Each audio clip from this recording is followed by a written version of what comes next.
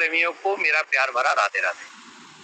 आज हम हैं तो प्रिया कांजू की गौशाला में। आज पहली बार आपको ऐसा मिलेगा कि जहाँ एकादशी के कथा की चर्चा करेंगे और गौ माता का भी दर्शन आपको होगा। आपका सौभाग्य हुआ तो गौ माता का आशीर्वाद भी आपको उनकी वॉइस में मिल जाएगा।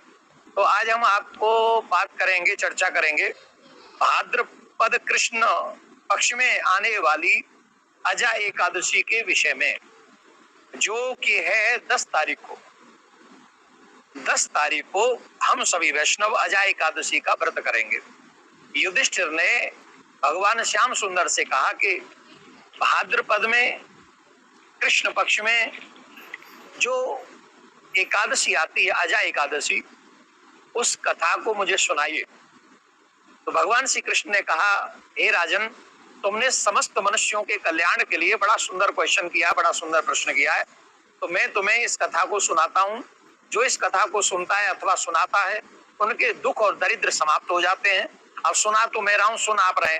अब चाहेंगे तो आप इसे सुना भी सकते हैं। सुना कैसे सकते हैं कि और लोगों को भी अगर एकादशी की कथा ये आगे तक पहुंचा देंगे तो यही सनातन का प्रचार भी होगा और आपकी तरफ से कथा सुनाना भी होगा, जिससे उनका महत्व उन लोगों को भी मिल जाएगा।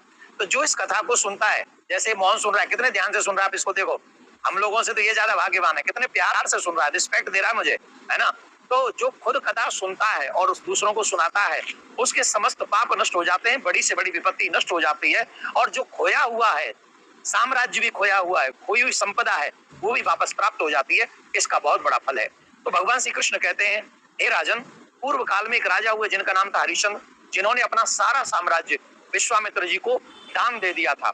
अब वो पूरा क्रम है कथा का कि उन्होंने अपनी पत्नी को भी काशी में जाके बेच दिया, अपने बेटे को भी बेच दिया था, खुद ने चांडाल के यहाँ पर जाके सेवा करी थी, चाकरी करी थी, उनका पुत्र भी समाप्त हो गया था।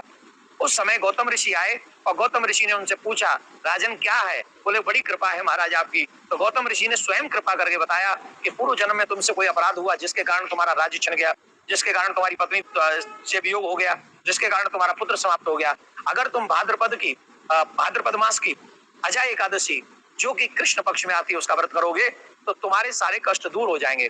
अपने गौतम ऋषि जी की बात को मानकर, संतों की बात मानकर, जो कि माननी चाहिए, उन्होंने उस बात को माना और फिर उन्होंने उस एकादशी का व्रत किया, जिससे उनका खोया हुआ राज्य उन्हें वापस मिला, जिससे उनका पुत्र जीवित हुआ, जिससे उनकी पत्नी उन्हें प्राप्त हो गई। और पुनः उनका जो है, वैसे तो धर्मराज जो हरिश्चंद्र थे वो बड़े सत्यनिष्ठ थे, पर ऐसी कथा इसमें एक आती है।